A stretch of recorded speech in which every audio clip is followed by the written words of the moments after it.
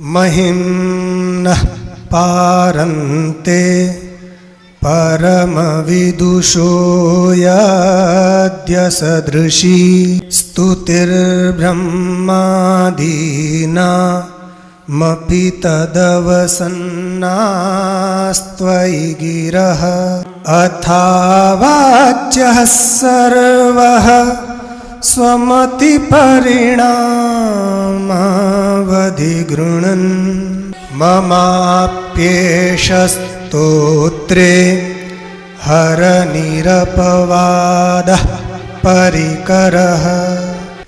अब यहाँ पुष्पदंत जी कहते हैं कि हे हर, सबसे पहले तो हर नाम से इनका संबोधन किया शंकर जी को। हर क्यों? हरण कर लेते हैं सब कुछ। किसका हरण करते हैं? अज्ञान का हरण करते हैं। और दूसरा हर का मतलब होता है संहार भी करते हैं। जब प्रलय काल आता है सबका संहार भी कर देते हैं ये भगवान शंकर। तो अविद्या का, अज्ञान का हरण करने वाले और समस्त दुखों का हरण करने वाले। मधुसूदन जी कहते हैं सर्वाणि दुखानि हरति इति हरः। ऐसे है हर, सबसे पहले संबोधन किया। और ये बड़ा अच्छा विशेषण है। भगवान शंकर जितने दुख का हरण संसार में कोई नहीं कर सकता,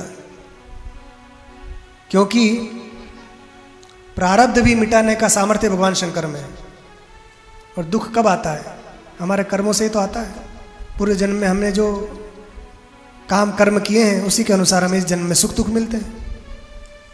तो पाप कर्म भी हो गए हैं और वो भी यदि शिव पूजन कर ले, शिव जी यदि उस पर प्रसन्न हो जाए तो उसके प्रारब्ध को भी मिटाने की सामर्थ्य रखते हैं।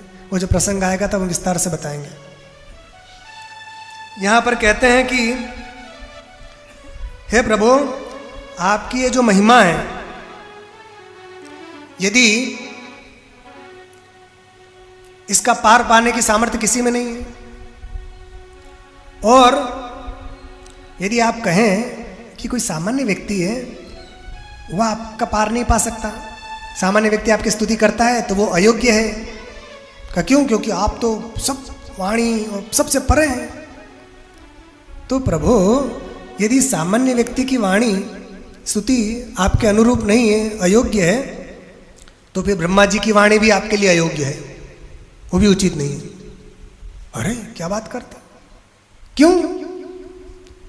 क्योंकि ये जो व्यक्ति स्तुति कर रहा है वो अपने अनुसार कर रहा है और वो ब्रह्मा जी अपनी बुद्धि के अनुसार कर रहे हैं। तो सबका अलग अलग सामर्थ्य है। तो ब्रह्मा जी की भी जो स्तुति है वो भी आपके अनुरूप नहीं मानी जाएगी। क्यों? क्योंकि आप तो शब्द से, वाणी से सबसे परे हो।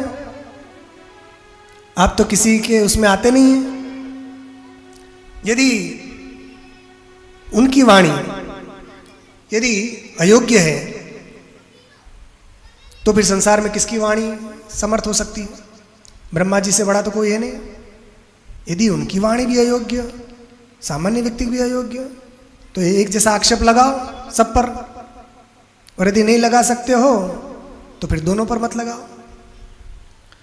और उन्होंने कहा कि देखिए, मैं भी आपकी जो स्तुति कर रहा हूं, क्यों कर रहा हूं? तो मैंने जो आपकी स्तुति करने का प्रारंभ किया है ये भी खंडन योग्य नहीं है, इसका भी खंडन नहीं होना चाहिए। ममापि, मेरा भी जो आपकी स्तुति करने के लिए जो उद्योग किया है, मैंने परिश्रम किया है, प्रारंभ किया है। परिकर का मतलब है आरंभ, परिकरः आरंभ। और निरपवादः का मतलब है अखंडनीय। मेरा ये जो आरंभ है ये भी अखंडनीय है। मैं जो आपकी स्तुति कर रहा हूं इसमें भी किसी प्रकार का अपवाद नहीं होना चाहिए। आप देखिए इसमें विशेषता क्या है। पहले दो पाद में तो उन्होंने कह दिया कि आपकी स्तुति कोई कर ही नहीं सकता, ना कोई सामान्य मनुष्य ना ब्रह्मा जी। तो कहा जब कोई स्तुति नहीं कर सकता तो तुम क्यों स्तुति करने बैठ गए? तुम भी मत करो। मगर दूसरे कहता है बाद में कि नहीं, मैं आपकी स्तुति कर रहा हूं तो मेरी स्तुति जो है अनुचित नहीं माननी चाहिए। तो पहले 2 पाद से इन्होंने कह दिया इन स्तुति नहीं कर सकते, ये कहना भी स्तुति है। आहा, आप तो जैसे कोई सुंदर व्यक्ति हो, उससे कह दिया जाए आहा तुम तो इतने सुंदर हो कि क्या कहें, कुछ कहने लायक नहीं। अब कुछ कहने लायक नहीं है, ये भी उसकी स्तुति तो हुई। कहा कुछ नहीं कि तुम इसके जैसे सुंदर हो, इसके जैसे सुंदर हो, नहीं। अरे कुछ कहते ही नहीं बनता, ये भी स्तुति है कि आहा। फिर बाद में कहते कि नहीं नहीं तुम तो इसके जैसे सुंदर हो, इसके जैसा। अरे ये क्या बात हो गई? तो जब नहीं कर सकता कोई आपका वर्णन, तो तुम क्यों कर रहे हो?